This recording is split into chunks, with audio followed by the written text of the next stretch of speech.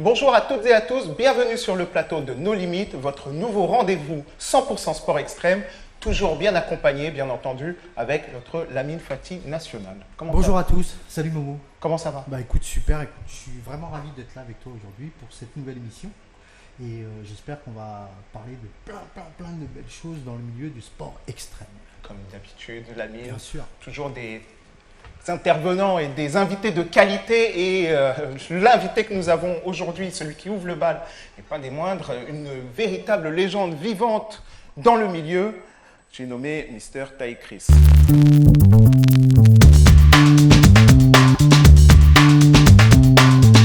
Taïg, merci d'avoir répondu présent à cette invitation. Bah évidemment, c'est un plaisir. Attends, dès qu'il y a un peu de sport extrême, je suis tellement loin.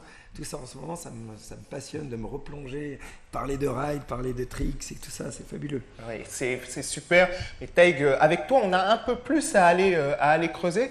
On sait que tu es mondain, on sait que tu as fait pas mal de choses. La vraie question, c'est quelle est l'émission de télé-réalité que Taïg n'a pas réalisée? Qu'est-ce qu'il n'a pas fait? Danse avec les stars, Koh-Lanta, PK Express, Splash. Splash, quoique j'étais présent. En fait, si tu veux, sur Splash, ce qui était pas mal comme exercice, c'est qu'ils m'ont pris en tant que présentateur. Et du coup, c'était en tant que juge, donc juge et présentateur, c'était intéressant de pouvoir me tester en tant que présentateur sur TF1 dans une émission de grande écoute, etc. Après, c'est vrai que l'émission, elle n'était pas extraordinaire. Si. Une émission de grande qualité. On l'a suivi comme tout le monde, on a apprécié, c'était fantastique. Des prestations hors du commun, des gros plats dans l'eau, c'était fantastique, on a vraiment aimé. Par contre, les autres émissions où j'ai participé vraiment en tant que candidat, comme Pékin, Danse ou Koh-Lanta, là c'était vraiment l'aventure, quoi. Là c'était génial. Mais quand même, le plus fort, c'est quand même, il a réussi à faire la finale de Danse avec les stars. Le mec qui fait du roller, il arrive en finale à Danse avec les stars. Alors que j'étais sur la sellette dès le début. Dès le début. Qu'est-ce que j'étais mauvais. Tu sais, là où c'était horrible, c'est que le premier prime, ils m'ont donné une choré de Michael Jackson, quoi. Donc si tu veux, c'est-à-dire que quand t'es pas danseur, on te met direct Michael Jackson, il faut faire le moonwalk, etc. Et si tu veux, on avait normalement 3 semaines pour préparer le premier prime, et j'avais des réunions, je faisais d'autres choses, et donc je me disais, je le faisais un peu à la dilettante, tu vois. Et on devait s'entraîner 2-3 heures par jour, mais les 2-3 heures, il y avait toujours une caméra, donc en réalité c'était 2-3 heures d'interview. Donc je me retrouve au premier prime, en me disant ça va aller. Et là, je me prends une claque, quoi. C'est-à-dire que je suis le dernier des derniers, tous les autres sont meilleurs. Et là, je me dis, waouh, si je ne m'entraîne pas, je vais être éliminé. Heureusement, le premier prime, il n'y avait pas d'élimination. Donc je me suis dit, ok, j'ai passé une semaine, mais si je ne m'entraîne pas, la semaine prochaine, je suis mort. Et donc là, je suis parti en mode commando et je me suis entraîné. Mais tu étais un peu initié quand même, parce que je me souviens qu'à l'époque, et ça m'avait marqué, dans une interview, j'avais lu que tu avais pris des cours de salsa. Danse, de salsa. De salsa, ouais, de la salsa, ouais, je savais en faire. Mais je savais faire que de la salsa, tu vois.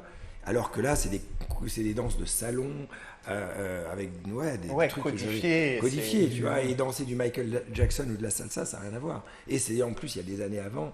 Et les autres étaient très bons. Hein. Je veux dire, Amel Bent, c'est une danseuse dans l'âme, extraordinaire et tout. Mais tu as réussi quand même à glisser un petit Misty Flip dans le truc, tu te rappelles? Ouais, bah, j'ai fait Misty Flip, j'ai fait un backflip. Il y a eu une danse où je suis monté sur la table des juges et j'ai fait un backflip sur la table des juges. Ouais, c'est clair. Donc, même dans la danse, il est dans l'extrême. Oh, voilà, l'extrême partout. C'est fantastique. Et ton actu, qu'est-ce que tu fais? Parce que tu fais beaucoup de choses, il y a énormément de choses qui se passent.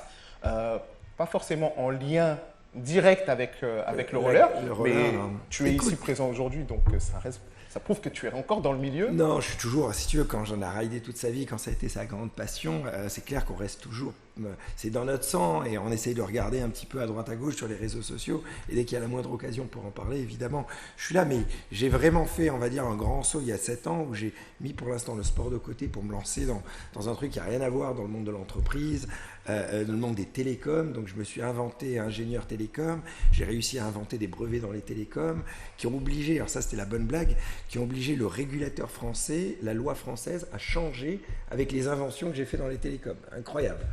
Et du coup, grâce à ça, j'ai réussi à lever 20 millions d'euros auprès d'investisseurs et monter un vrai opérateur télécom. Donc là, aujourd'hui, on est 120. La boîte grandit. C'est une application que les gens peuvent télécharger qui s'appelle On-Off, qu'il télécharge sur l'Apple Store ou Google Store qui permet d'avoir un deuxième numéro en un clic sur son portable. Donc genre tu veux un numéro pro, un numéro perso, un numéro pour vendre ta voiture sur le Bon Coin, tu télécharges mon application on-off et tu achètes un deuxième numéro en un clic. Mais pour monter ça a été une galère sans nom. J'ai failli déposer le bilan plein de fois. Il y a eu un moment, j'avais 1 million d'euros de dettes, je ne pouvais plus payer les loyers ni rien.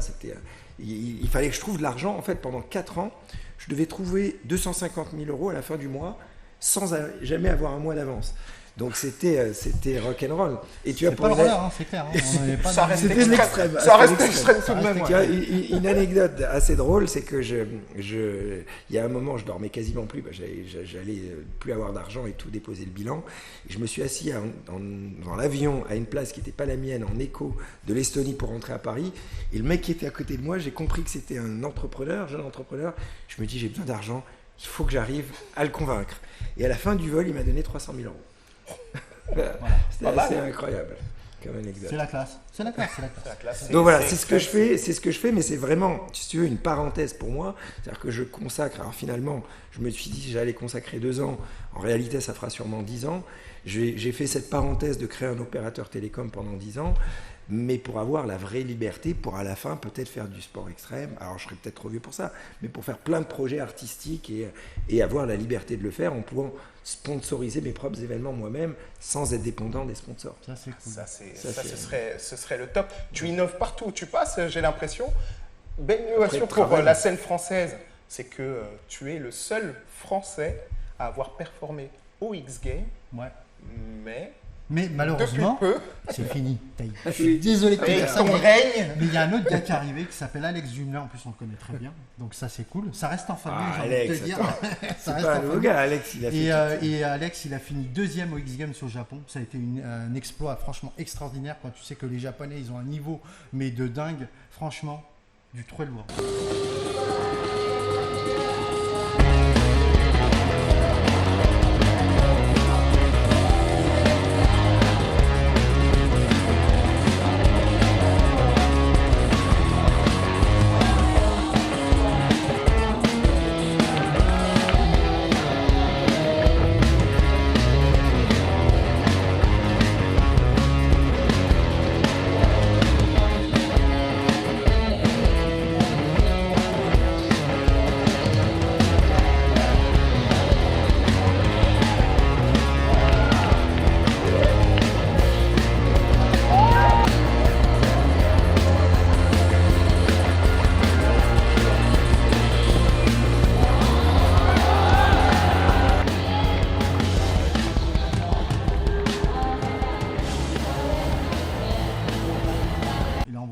très lourd. S'imposer là-bas, c'est vraiment. Alex, il est pas. Je veux dire, on doit avoir le même âge ou on doit s'en rapprocher. Ouais. Non, mais toi, t'as quoi? T'as 62 ans, 63 63. 63. Non, oui.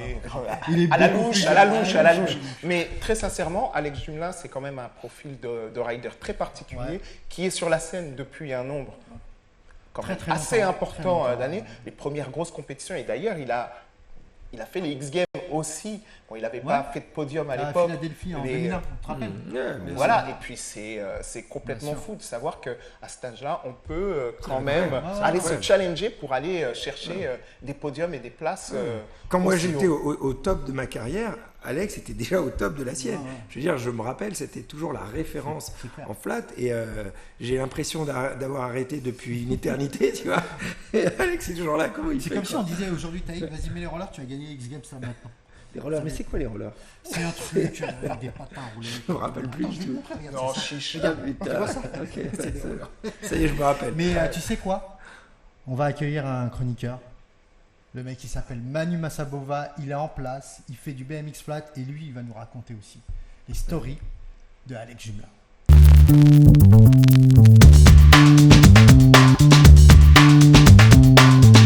Manu, alors c'est mi figue mi raisin avec Manu. Des fois c'est des dossiers un peu ghetto, des fois c'est du storytelling. C'est comment ça se passe? Tout va bien se passer, ne vous inquiétez pas, tout va Ça bien. commence toujours comme ça de toute façon. Voilà, comment ça va, Manu? Moi ça va très bien, je fais toujours du vélo, toujours à fond. Voilà, ça se passe bien. Et Manu, dis-moi, j'ai vu un truc sur YouTube. Ouais. Il y a un mec qui s'appelle John Reyes, ou je sais pas comment on dit. Reyes, en trottinette en train de faire du flat.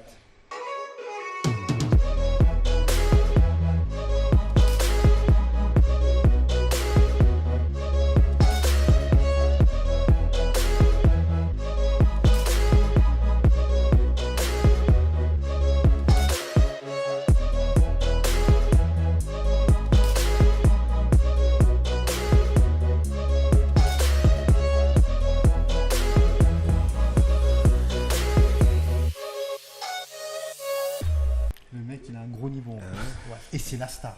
C'est la star, mon gars. C'est vrai, je le connais. Il est new-yorkais, sponsor Tesla. Sponsor Tesla. Il a vachement de style. C'est vraiment bien ce qu'il fait. Bon, c'est un escroc.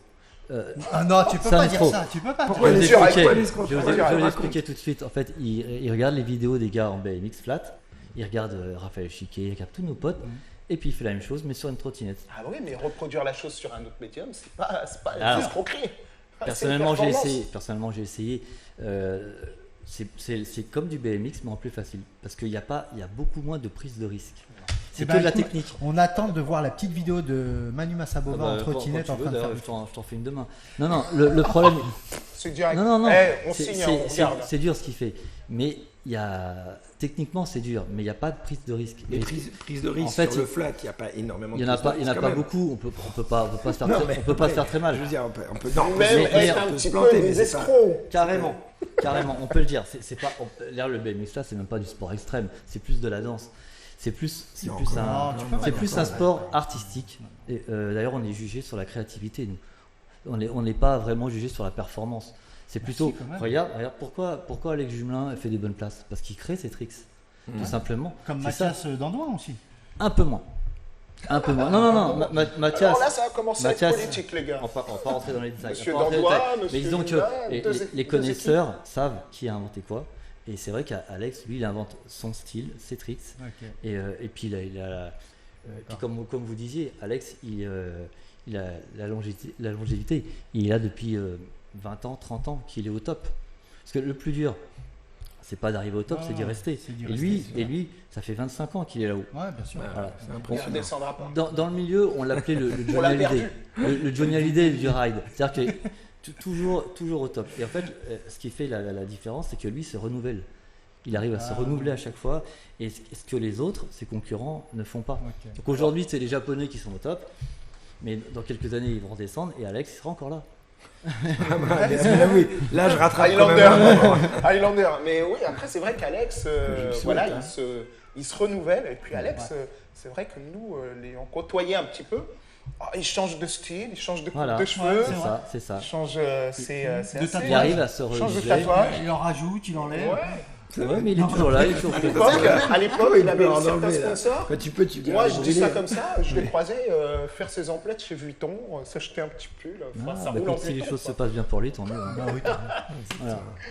En tout cas, il a réussi et c'est génial ce qu'il fait. Il a son école à Montpellier avec le FIS et c'est vraiment génial. Voilà. Donc du coup, si par exemple les gens demain veulent faire du flat, on contacte qui ? Ça dépend où vous êtes. Si vous êtes dans le sud, justement, contactez Alex Jumelin. Il a une école, il vous apprendra. Si vous êtes plutôt dans le nord, plutôt vers Paris, appelez-moi, j'ai mon école à Levallois. Et Raphaël Chiquet. Alors, Raphaël Chiquet, lui, il est dans les Landes. Et lui, il a sa petite école aussi, il donne des cours dans les Landes. Pareil, je crois qu'il est vers Osgore. Et il est toujours là, toujours en place aussi. Hein. Donc on va le voir très bientôt sur les compétitions alors. Il sera au FIS dans 2 semaines. Yes. Ça c'est cool. Tout à fait, il est là, le petit Chiquet, il est toujours là. On va rebondir sur le FIS quand même. Tout à fait, le FIS, 25 ans que ça existe, 25 ans qui mettent en avant tous nos sports. Ça, c'est principalement super. le BMX, mais tous les autres. Principalement le BMX. Non, c'est vrai que c'est un peu le sport roi là-bas, mais ils mettent en avant tous les sports.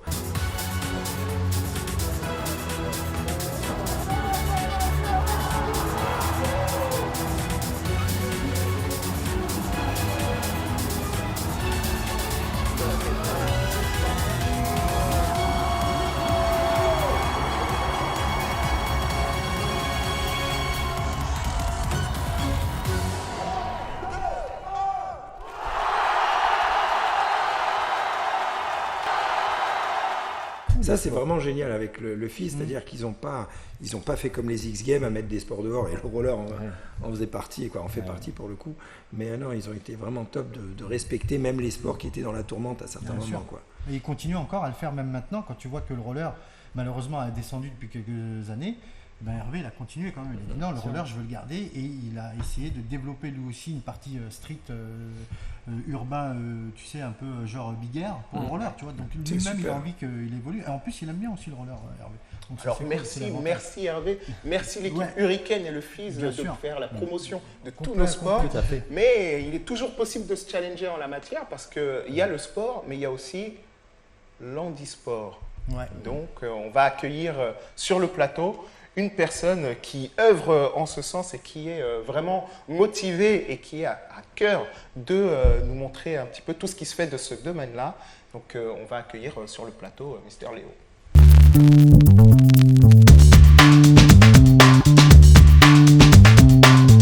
Comment ça va? Ça va, super. Nickel. Stresse pas, Léo. Ça va aller, mais c'est ma première, c'est pour ça, tu vois. Ça va bien se passer, on est à la cool, t'inquiète pas. Alors, tu vas pouvoir nous en dire un peu plus, toi Léo, sur ce que tu fais au quotidien.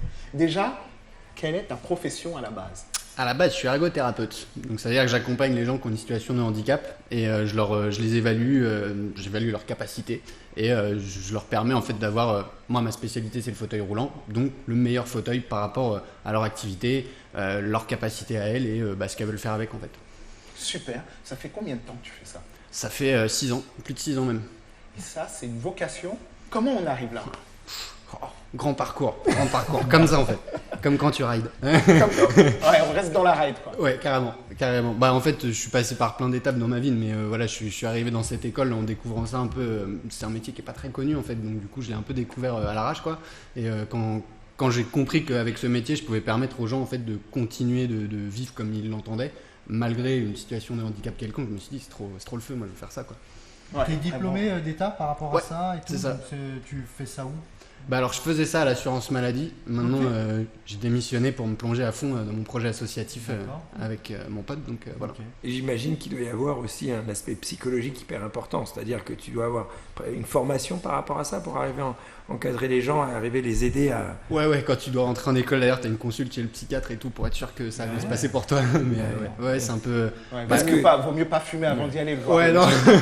Parce que les gens que tu reçois, tu les reçois juste après un accident ou ça peut être les deux quoi. En fait, ma profession, c'est ça, elle peut les recevoir en phase aiguë, donc juste après leur accident. Moi, personnellement, je les accompagnais plutôt dans un cadre bien après, voire après, pour le 2e, 3e, 4e fauteuil.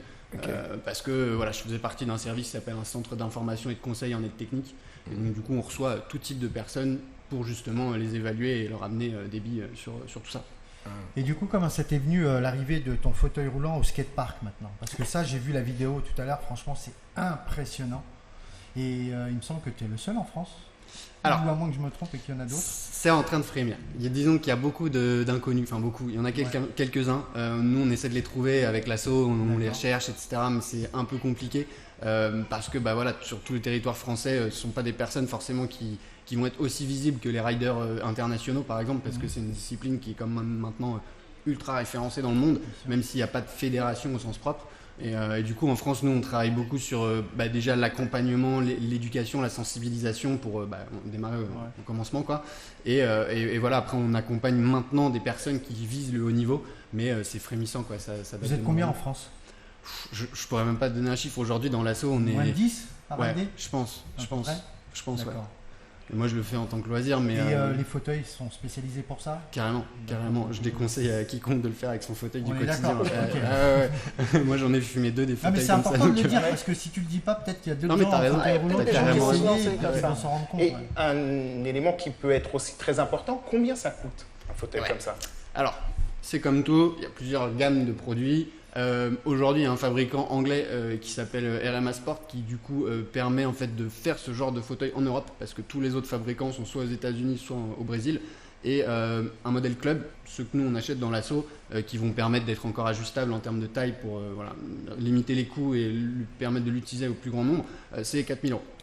Ah ouais, quand même. Ah ouais, pas mal. Mais moi j'ai envie de te dire, c'est pas cher par rapport à un fauteuil du quotidien où des fauteuils tu peux aller chercher 8, 10, 12 000 balles.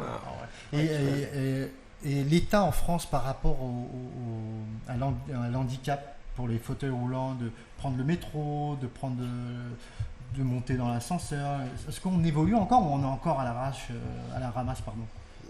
Disons qu'il y a une par loi en rapport 2000. aux Anglais par exemple, tu vois, l'Angleterre qui est très très bien spécialisée là-dedans. Ouais, ils ont mis un gros coup de collier. Dès le départ, ils ont, avant de créer leur truc, ils ont pensé déjà à ça, quoi, on dirait. Je pense que voilà, ils ont bien adopté la dimension que nous on a eu du mal à adopter en France. C'est nous on est fans d'adaptation, c'est-à-dire qu'on fait un truc pour le plus grand nombre, et après on se dit on a oublié quelques personnes. Et du coup on va aller chercher à adapter, et c'est là que ça devient compliqué. Alors que si tu penses tout sur des modèles comme les designers imaginent la conception universelle, où tu dis, bah voilà, tout ce qui va être adapté au handicap va être plus confortable pour les valides, entre guillemets. C'est vraiment un modèle qui aujourd'hui est en train de faire sens en France. Je pense à Riyad Salem qui est en train de construire un gros projet de ouf pour les Jeux paralympiques, justement pour accueillir, parce qu'on se tape un peu la honte quand on accueille des riders, enfin pas des riders, pardon, des sportifs d'ailleurs dans le monde, parce qu'ils sont habitués à avoir des standards d'accessibilité un peu plus élevés, quoi. Donc voilà, on va dire qu'on est dans un chantier, la loi date de 2005, on est en 2022. C'est abusé quand même. Ça met du temps. Ça met carrément du temps. Mais heureusement, c'était quand même au cœur des débats de la présidentielle. Donc espérons que ça fasse bouger les choses. En tout cas, une chose sûre, c'est que plus on est informé et plus on sera à même à faire évoluer ces choses-là. Et j'ai une question aussi concernant comment une personne donc en situation de handicap arrive à se projeter dans les sports extrêmes où on est dans une pratique où ça peut faire mal et justement où on peut s'abîmer. Est-ce qu'on n'a pas peur justement de retrouver ces éléments alors qu'on a déjà été à un moment donné confronté à ça et qu'on a été cassé entre guillemets? Il y a plusieurs mesures à ça en fait. Je pense que quand on parle de handicap en France, on fait souvent un grand paquet. On dit le handicap, alors qu'en fait déjà il y a 80% des handicaps qui sont invisibles. Donc pas parce qu'on voit quelqu'un en fauteuil qu'on a vu toutes les sortes de handicaps. Et en plus de ça, il va y avoir aussi la difficulté d'interpréter chaque type de handicap parce que voilà, c'est très variable. Et il y a des personnes qui ride aujourd'hui qui ont un handicap de naissance. Donc par exemple Aaron Wills, l'américain, il est spina bifida, il est né comme ça. Après effectivement, si tu parles d'une lésion médulaire, quelqu'un qui s'est craché en ski par exemple et devoir retourner vers le ride, ça c'est beaucoup plus dur. T'as une démarche psychologique différente. Mais typiquement le président de l'Asso Praticable, qui est mon pote, lui il s'est craché en surf. Et il a toujours eu envie de donner quand même quelque chose dans ce monde-là. Donc lui aujourd'hui il n'a pas les capacités d'évoluer en skatepark par exemple parce qu'il a une tétraplégie qui fait qu'il bouge juste la tête et les épaules quoi. Donc il n'a même pas l'utilisation de ses mains. Et grâce en fait à son amour du ride, il est devenu acteur quand même en initiant finalement, en fondant cet asso et en initiant des choses en France pour qu'il s'y passe quelque chose. Il n'a pas perdu la foi, ça c'est cool. C'est clair. Et en surf il s'est fait ça dans la vague, le sort. Shortbreak. Toucher le fond. Et dis-moi, au JO 2024, l'handisport, on est où dans le sport extrême, je parle C'est un grand challenge. Nous, on court après. Après, on sait très bien aussi que pour faire rentrer un sport olympique, il faut en sortir un autre. Voilà, faut ramer. Nos gros espoirs, c'est que le BMX et le skate aujourd'hui, c'est olympique. Donc, normalement, pendant Paralympique, devrait susciter de l'intérêt.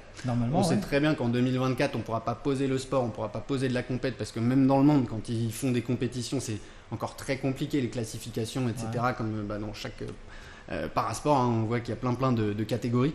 Et finalement, on espère en fait pouvoir émuler de la démo, en fait être très visible, impacter. Nous, on est beaucoup en contact. L'année dernière, on a gagné un label Impact 2024, etc. Donc, on essaie vraiment en fait d'être visible. Et on a le gros espoir que les Américains 2028, Los Angeles, eux, ils veulent l'inscrire. Ils ont un capital médaille qui est énormissime. Énorme, donc en fait, on pense qu'on a un truc à gérer là-dessus, quoi. On sait qu'on ne pourra pas remplacer ce qu'ils vont faire, mais voilà. J'espère de tout cœur que ça ira. Parce que nous, quand tu vois que la discipline roller, elle n'y est pas, d'ailleurs, Taïg, pourquoi ? Comment ça se fait que nous, on n'est pas encore au JO quand même, franchement? Taïg, toi, c'est de avec sa faute, toutes les médailles que tu as raflées, avec les kilos et les kilos de titres que tu as, avec les prestations complètement folles, tu devrais pouvoir imposer ça. Alors, c'est vrai que j'aurais pu sûrement être beaucoup plus impliqué depuis toutes ces années et ça aurait peut-être aidé d'une façon ou d'une autre, mais c'est quand même extrêmement compliqué. J'en ai parlé, j'ai pris un verre justement il y a 10 jours avec Tony Estanguet, et j'en ai parlé justement avec lui, et je lui ai demandé par exemple pourquoi il n'y avait pas de rampe.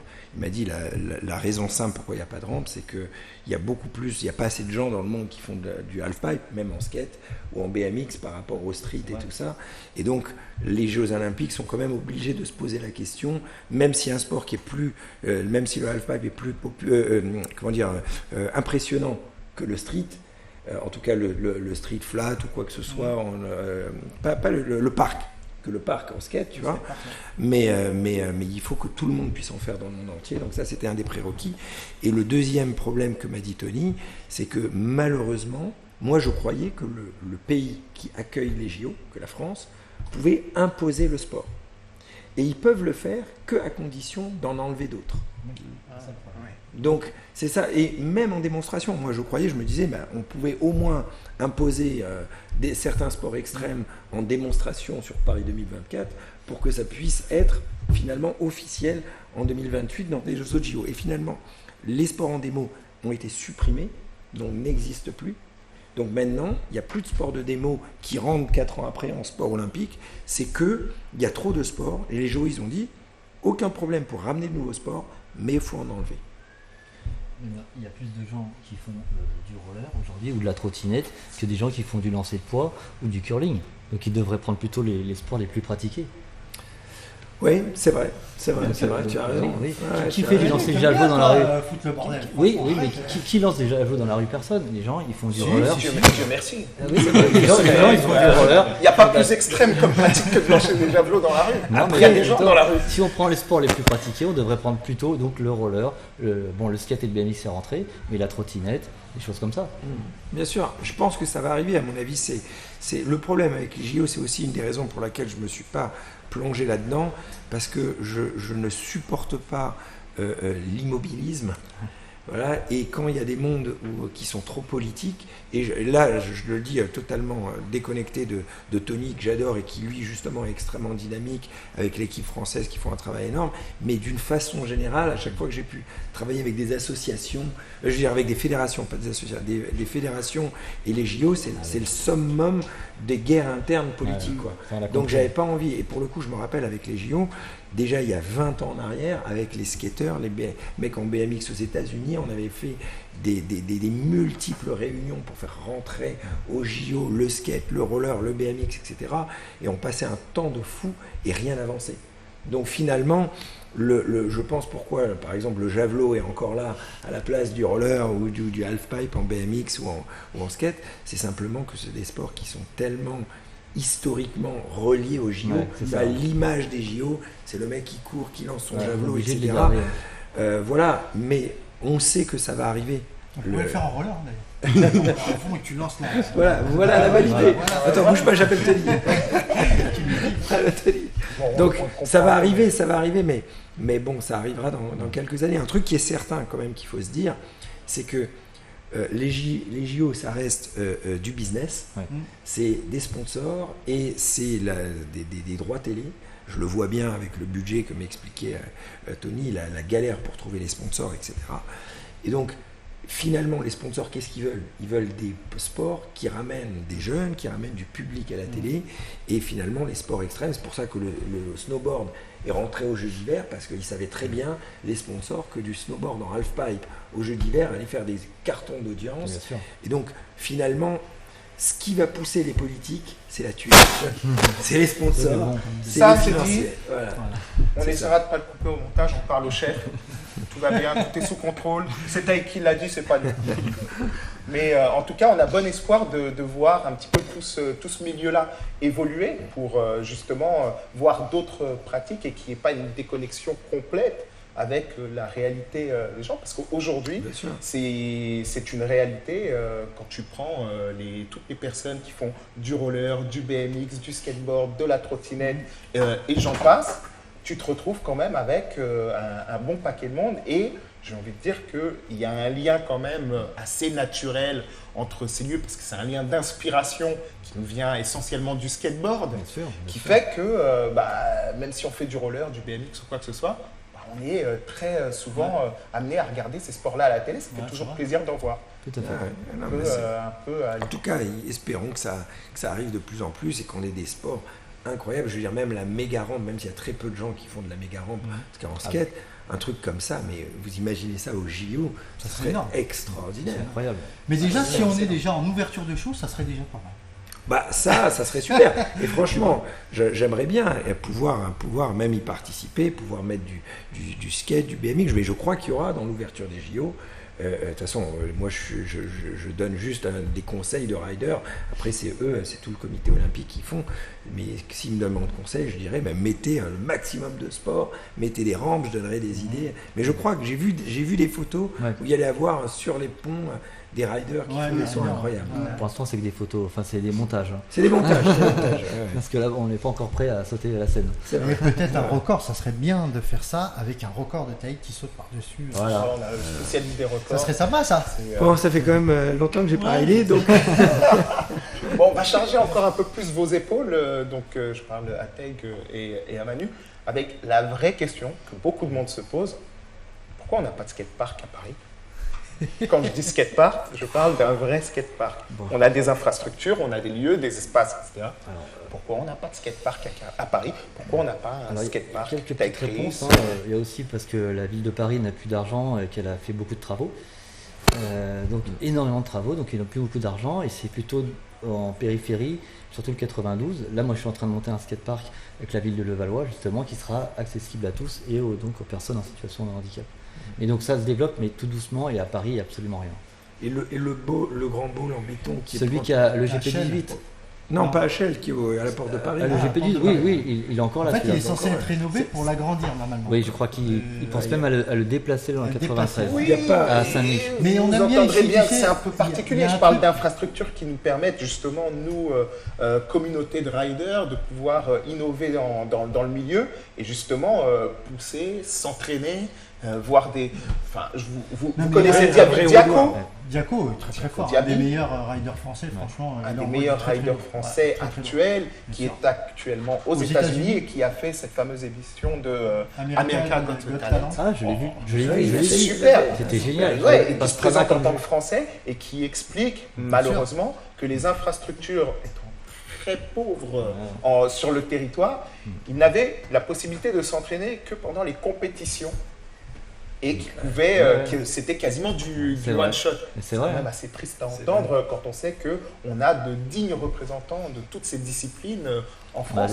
Mais toi, Teig, comment tu faisais pour t'entraîner à l'époque? J'avais acheté mes propres rampes. J'avais acheté mes rampes. J'avais loué mon hangar. C'était le secret que personne ne savait. C'est que Teig avait déjà une rampe, plus un airbag qu'il avait fait sur mesure. J'avais inventé un système qui permettait beaucoup mieux que les systèmes de Woodward, même mieux que ce qui existe aujourd'hui à Woodward. J'avais inventé un sort d'airbag géant qui épousait la rampe. Et du coup, j'avais loué un hangar, j'avais mis ma rampe dedans et j'avais fabriqué mon airbag. Et je vais vous raconter une anecdote, ça va vous faire rire parce que ces anecdotes, elles sont drôles. Quand je faisais de la compète, on ne voulait pas apprendre des figures qui faisaient trop style gym. Donc tu vois, le double saut périlleux, beaucoup de riders, ça, on pouvait l'apprendre, c'est une figure très très difficile, hein, mais on n'a jamais voulu l'apprendre parce qu'on se disait, ça c'est trop de la gym. Et 3 semaines avant les X Games, il y a Matt Lindermuth, un rider américain, qui tente à l'entraînement le double saut périlleux. Et juste petit rappel, les Américains n'avaient pas d'Américains qui gagnaient les X Games en roller. Donc ils voulaient absolument un Américain. Juste pour rappel, sur les juges américains, il y avait 5 Américains, 2 Australiens et un Anglais, quoi. Donc c'était très très très anglophone, tu vois. Et donc eux, à chaque fois, il n'y avait pas d'Américains, et Matt Lindermuth, qui était très fort, mais il était plus 8e, 7e, 10e mondial à cette époque, donc il ne pouvait pas normalement espérer avoir la première place ou avoir un podium. Et donc là, il fait à l'entraînement, 3 semaines avant les X Games, le double saut périlleux arrière, et il le réussit. Et je vois ESPN, la chaîne de télé américaine, qui se dit « ça y est, on a l'excuse rêvée pour faire gagner un Américain ». Et donc là, je m'en rends compte parce que tout de suite, les interviews se jettent sur lui. Je vois que ESPN passe en boucle le double saut périlleux arrière. Ça met une émulsion, tous les juges ne parlent que de ça. Et je me rends compte, je suis là à regarder tout ça. Et je me rends compte comme un con, j'ai jamais voulu apprendre le double saut pair. Et je vois que si dans 3 semaines, Matt réussit son double saut pair en finale, même si le reste du run est pas extraordinaire, s'il le réussit, c'est échec et mat, il est gagnant.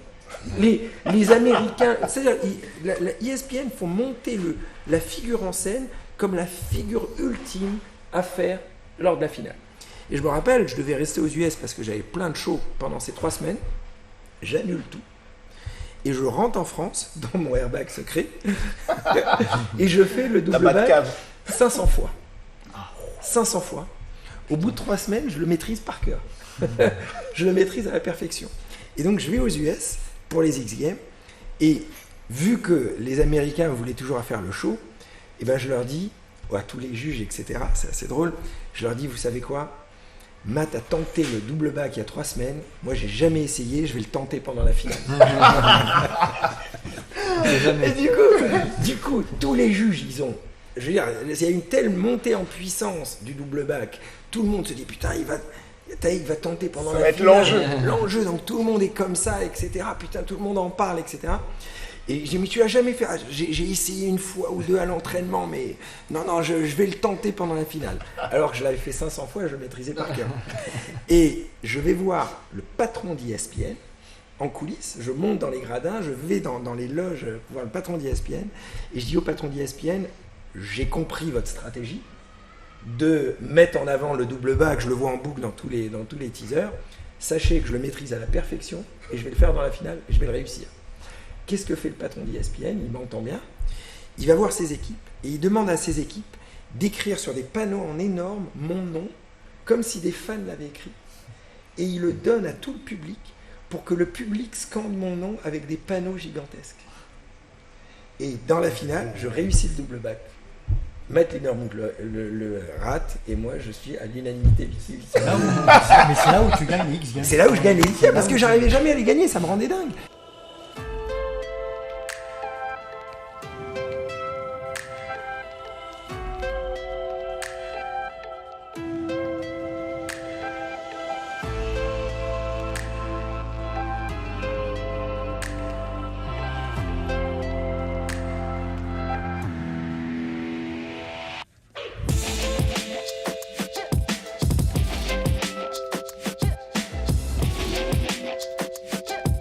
Je veux dire, quand tu regardais les années avant, je faisais, en Europe, c'était les mêmes compétiteurs en Europe qu'aux États-Unis. Quand tu regardes mes classements, je faisais premier,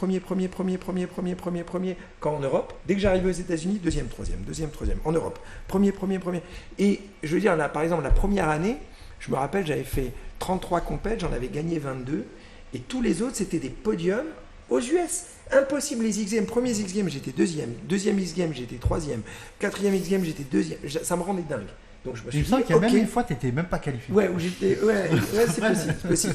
Et du coup, je me suis dit, ok, je suis français, c'est un jury américain, on va jouer stratégie. Donc il y a un peu de politique, quoi. Bien sûr. C'est pas de la politique, c'est du show. La préférence nationale, tout ça. America's First. En fait, bien sûr, c'est-à-dire c'est pas politique, c'est qu'il faut se rendre compte que c'est un show télé ESPN qui crée les X Games. Ils veulent de l'audience, c'est comme ce que j'ai dit pour les JO au final. C'est l'audience, c'est les sponsors, c'est du business. Il faut se rendre compte de ça, faire du show. Et après, si tu veux, la mentalité américaine, c'est le show.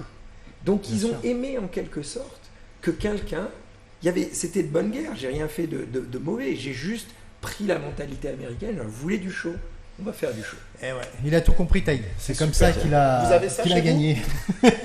Vous avez ça chez vous dans le BMX? Alors, dans le BMX, on a des riders qui font du show, tout à fait. Regarde, Mathias Vandois, il arrive très bien. Laissez Mathias. Ah non, moi je suis fan de Mathias Vandois, comme tout le monde, j'ai aucun problème avec ça. Hein. Non, Mathias, il fait du show, il fait du spectacle, c'est beau et c'est compliqué.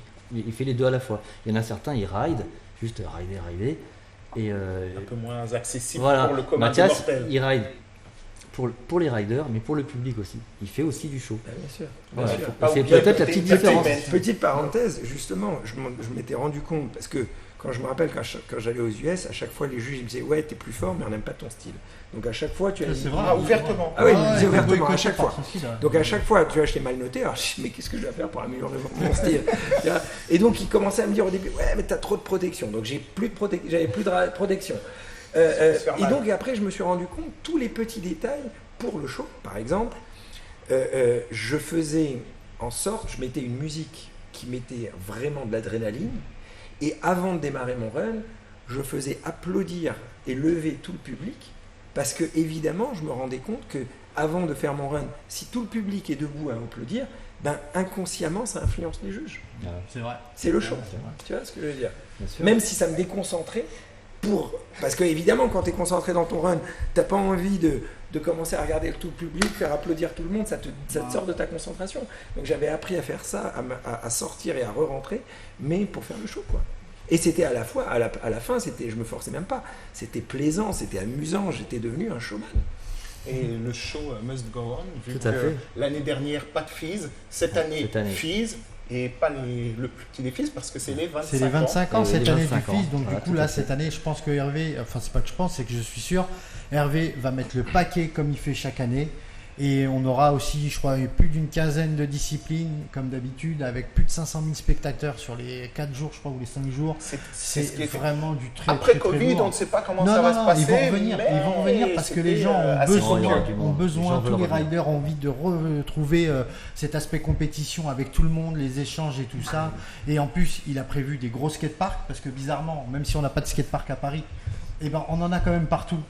En France, comme par exemple la route qui tombe maintenant, mais ça c'est pas grave parce que c'est la base du truc. Et on a le bol de Marseille qui est énorme, on a le skatepark de Darwin à Bordeaux qui envoie du lourd aussi. Et du coup, comme Hervé il voit un peu tous les gros skateparks en train de fleurir comme ça, il se dit la base c'est de faire du gros skatepark et il a très bien compris pour faire du show quoi. Donc, je précise quand même parce que je pense que les gens n'ont pas compris, quand tu dis la roue qui tombe, c'est que tous les 5 minutes, juste pour que vous sachiez, il y a une des roues qui tombe sur la tête de quelqu'un. Voilà, c'est ça, tout à fait. Et voilà, celui qui se prend la roue en pleine coigne en premier a gagné. Voilà, donc je ne tiens pas forcément à avoir ce prix. On a un gros performeur ici qui gagne des médailles. Enfin, je dis ça, je dis rien. Donc il y a le Fizz, mais il y a d'autres compétitions qui vont arriver. Bien sûr. Parce que là, on est vraiment dans la news où là, encore une fois, il y a plein de compètes qui arrivent. Encore une fois, à cause du Covid, pendant 2 ans, on était tous renfermés sur nous-mêmes et tout. On faisait des compétitions digitales. C'était spécial ça, mais ça a marché quand même. Celle du Fizz a marché. Ouais, ça a permis de sortir un petit peu de cette routine. Et là, aujourd'hui, on reprend tout à zéro. On est reparti. On a le NL Contest de Strasbourg, pareil, qui fête sa 16e édition. Donc pareil, lui aussi ça fait avec l'association Nouvelle Ligne avec Julien Lafarge qui pareil lui aussi va mettre le paquet et tout et ça va envoyer du lourd comme d'habitude. On a la grande rampe là-bas, on a encore la compétition avec la grande rampe, on aura la présence de Takeshi Yazutoko, il sera là aussi. Donc tu vois, ça serait cool de venir et d'enchaîner. Et on termine avec le gros contest, le Pro Bowl Contest à Marseille. Qui lui aussi pareil fête ses je sais plus combien d'ailleurs, je crois 16 ou 17e. Je crois que tu es juge là-bas. Et je serai juge et je serai sur place aussi parce qu'on va filmer et tout. Et cette année, une petite exclusivité, c'est qu'il y aura une roller dance party au bord de la plage. Alors ça va être un truc rigolo, ça on va vraiment s'amuser. Et c'est quoi en plus normalement Taïk, toi t'es censé, vu que t'as fait Danse avec les stars et que tu sais faire du roller, logiquement là t'es censé tendance. Danse avec les stars en roller. Donc la compétition du NL Contest, ça commence aujourd'hui. Bien sûr, c'est aujourd'hui, on peut le voir. On peut aller à la Rotonde au skatepark. Et Marseille, c'est du 17 au 19 juin. Donc on attend beaucoup de monde. Et il y aura d'ailleurs tous les gros riders français et européens seront là pour cette fameuse compétition. En tout cas, c'est impressionnant de voir ces compètes qui sont là depuis tellement d'années. Le Fizz, 25 ans. 25 ans, c'est énorme. Moi, j'ai participé à la première édition. Tu sais, c'était pas à Montpellier, c'était à Palavas-les-Flots. Sur un petit parking, j'y étais aussi. Sur un petit parking. Mais ça fait plaisir de voir que ça continue et que l'engouement continue et que malgré les difficultés que le sport extrême avait, eh ben, ils sont encore là, ils motivent encore tout le monde et tout, et ça, c'est cool, quoi. Et le skate, on a aussi une autre compétition qui s'appelle le Tampa Pro. Qui est une grosse compétition qui a eu il y a 2 semaines, je crois. Qui a eu il y a 2 semaines, et c'est un Français, Vincent Milou, qui a fait deuxième. Monsieur Milou. En sachant que le Tampa Pro en général, t'as que des grosses pointures, c'est difficile pour les Français pour faire un podium. Et là, quand même, on a eu Vincent Milou qui a envoyé du lourd. Vincent Milou, c'est celui qui a fini 4e au JO. Dimanche 1er mai se tenait la finale de la 28e édition du Tampa Pro. De l'iconique Nyjah Huston en passant par le champion olympique Yuto Horigome, récemment couronné d'or aux X Games, le gratin du skate mondial était réuni en Californie pour 2 jours de ride. Sorti premier des qualifications le samedi, notre Frenchie Vincent Milou s'est directement qualifié pour la finale avec un run mêlant flip trick et utilisation technique des rails. En gros, il a littéralement survolé la concurrence. Le jour de la finale, rebelote. Avec un premier run impeccable, le Vince prend une sérieuse option sur la gagne, mais c'était sans compter sur Jamie Foy et ses combos rail ultra tech.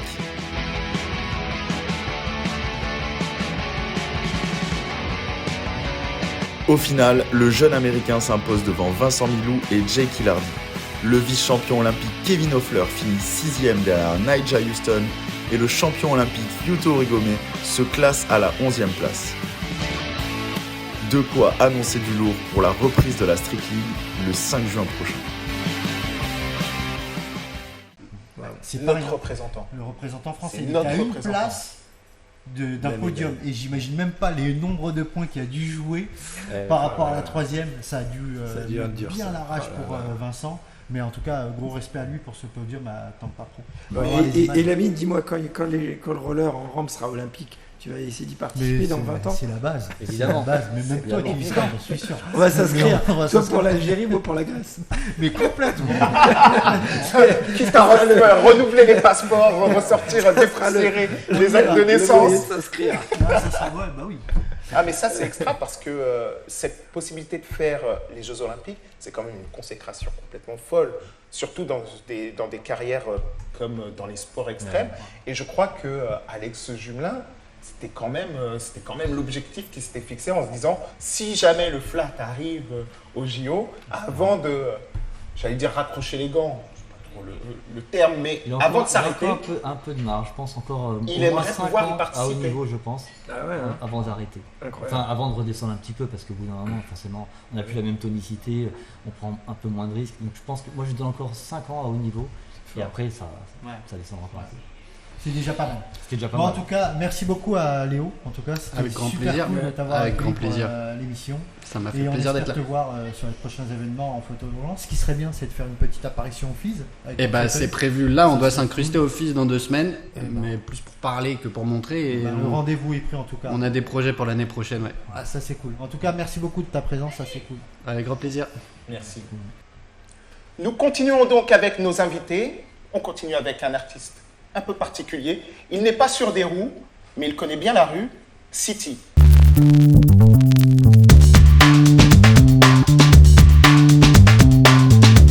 Salut, Comment ça va? très bien. Écoute, je suis de passage à Paris là, pour différents projets artistiques et du soleil, tout va bien.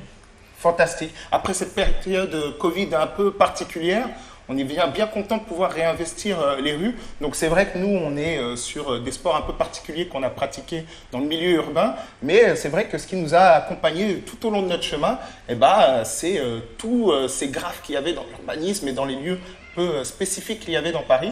Et il est fort probable qu'on ait roulé dans des endroits que tu as magnifiés par ton art. J'ai eu la chance de grandir avec pas mal de skaters, des mecs qui faisaient du BMX, des amis qui faisaient du roller aussi. Tu vois, j'ai été baigné dans cette culture du sport extrême. J'ai fait pas mal de fois le FIS aussi, qui se passe à Montpellier. J'ai fait des tournées en Europe aussi avec le skater super connu qui s'appelait... non, l'américain, là, je me souviens plus. Tony Hawk. Tony Hawk, il oublie le nom de Tony Hawk. Non mais Tu sens que le mec est Non, mais comme à ça- un bon level. non, c'est pas ça, c'est que ça date un petit peu. Donc j'étais sponsorisé à l'époque par Adidas, donc ils nous regroupaient avec des skaters, des snowboarders, donc on faisait des tournées un peu partout dans le monde et ça m'a permis vraiment de côtoyer. Que moi, je sais pas du tout faire de skate, de roller ou quoi que ce soit, mais j'ai quand même des bases.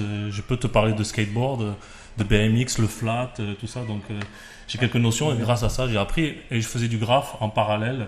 Et on a fait des tournées magnifiques. Et je me suis rendu compte que les skaters, c'était vraiment des fous, quoi. Ouais, c'est vrai que c'est un peu particulier. Ouais. Et puis il y a un lien direct maintenant qui est fait entre le skateboard et l'art, parce que la planche de skateboard est maintenant un médium quasiment classique dans l'art. On s'en sert comme d'une toile. On voit de plus en plus d'artistes posés dessus. Malheureusement, il y a une partie du skateboard qui se fait vite effacer avec toutes les tricks qu'ils font, mais c'est vrai que c'est un support magnifique pour les graphistes ou les designers ou les graffeurs. Et c'est vrai que j'ai fait quelques séries. Ouais. Donc voilà, et à défaut d'avoir des éléments qui sont sur les murs ou entre quatre murs dans un musée, ça fait un petit peu voyager parce qu'on a la planche qu'on voit un peu Complètement. partout. Est-ce que tu as Mais une Fouad, planche, moi toi j'attends que tu rides. J'attends que Mais tu mets écoute, les rollers et à qu'on mon- puisse s'amuser et tout, parce que là. Non, quand mais avec même, l'âge que j'ai, là, si je ride, C'est j'ai les fini. jambes coupées, hein, c'est sûr. Et une petite question, parle-nous de ton dessin animé. Je sais, j'ai entendu dire qu'apparemment tu sortais un dessin animé. Moi, j'ai signé un contrat avec une grosse maison de production. Ouais. Ceux qui ont fait les Mignons, en fait, ils vont faire la même chose avec mes poulets. D'accord. Donc le film sort en 2025. Ok. Donc c'est une grosse production mondiale, ça sort dans le monde entier. Et le premier opening se fait à Paris. Voilà, il y aura les voix de Will Smith, il y aura pas mal de gens qui vont s'investir dans ce truc. On a la musique aussi, Justin Bieber qui risque de faire un morceau. Enfin, tout ça, c'est en contrat, mais ça tombe sur moi. Je suis un simple graffeur qui a fait le modeste, son petit chemin et je me retrouve à signer un contrat comme ça. Qui est, je pense, le projet de ma vie. Et voilà, moi, j'aimerais bien avoir un petit contrat comme ça. Hein. J'ai dit ça, un petit contrat projet, comme ça. Ouais, un projet quand même assez important. Après, je ne sais pas si certains ont eu la possibilité de voir ce que tu fais, mais c'est très franco-français avec ce coq. Je me suis spécialisé dans le poulet. Voilà, donc je le fais à toutes les sauces. Et j'ai commencé moi, je faisais à la base du graffiti comme n'importe quel graffeur. Et en fait, je faisais du lettrage, j'ai commencé à rajouter mon poulet. Le poulet vient à la base de Chine, ça fait 20 ans que je vis là-bas. Et j'avais un problème de communication avec les Chinois, ils ne parlaient pas anglais, je ne parlais pas le mandarin. Donc j'ai commencé à me balader avec un calepin et je commençais à dessiner des poulets, une bouche qui indiquait le poulet où il devait aller en direction de la bouche. Enfin, tout un système de communication. Et en fait, le poulet est resté, j'ai commencé à faire des sculptures, des dessins, des parcs, des animations, des installations et tout ça. Ah, excellent, excellent. Bah écoutez, nous on est vraiment ravis, on est pressés de voir ce poulet en animation. En tout cas, n'hésitez pas à aller voir ce qu'il fait. Mon Instagram. Instagram, ouais, sur Insta, voilà, c'est quand même assez particulier. Fouad, voilà, tout simplement. Vous allez voir des œuvres magnifiques. Parce qu'il envoie le garçon. Non, on se calme. Non, t'envoies. Non, c'est vrai que c'est assez particulier. Non, mais je pense être un graffeur qui se débrouille à la base, mais je suis loin d'être le meilleur, c'est sûr et certain, parce que j'en côtoie plein qui sont vraiment doués. Et moi, je pense avoir de la chance dans mon niveau, parce que c'est par rapport aux rencontres que j'ai faites, et le travail aussi, bien entendu, mais voilà, j'essaie de rester les pieds sur terre parce que je ne veux pas m'envoler, parce que les poulets ne volent pas. La force du poulet. Ah. Merci Fouad. En tout cas, c'était cool de t'avoir eu sur l'émission. Ça me Merci. fait super plaisir en sachant que tu étais de passage éclair à Paris. Et ça, c'est vraiment cool. Merci Fouad. Merci beaucoup. Merci. Momo, On continue? on termine surtout. On continue? On continue, l'ami? Vas-y, On continue parce que ça n'est pas fini. Vous vrai. avez tout un tas d'informations, vous allez avoir tout un tas de liens pour continuer à aller chercher l'info, pour tous les événements dont on a parlé, pour suivre l'actualité de toutes les personnes que vous avez ici autour de nous. Donc ça ne s'arrête pas, ça continue. Partagez en masse le lien donc, de cette nouvelle émission qui est votre rendez-vous. Prenez place avec nous et surtout, n'hésitez pas à nous écrire et à nous envoyer des témoignages et bien sûr à participer à fond. Mille merci à vous de nous avoir suivis et à très bientôt.